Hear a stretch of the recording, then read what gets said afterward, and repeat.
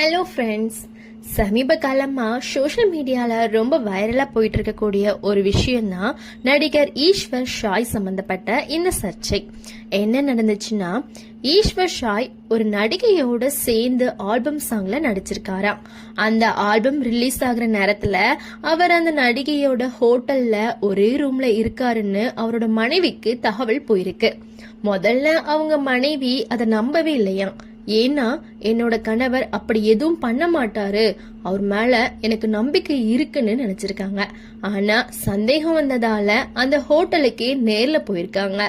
அங்க பார்த்த காட்சி தான் அவங்களுக்கு மிகப்பெரிய அதிர்ச்சியா இருந்திருக்கு. கணவரும் அந்த நடிகையும் அரைக்குறை ஆடையில இருந்ததாகவும் அதை பார்த்து தன்னால தாங்கிக்க முடியலன்னு அவங்க கண்ணீரோட பேசியிருக்காங்க. கணவர் கிட்ட கதறி அழுதுதாவும் அந்த வீடியோல சொல்லிருக்காங்க. அதுக்கப்புறம் பேசும்போது, என்னோட கணவர் ரொம்ப நல்லவருங்க,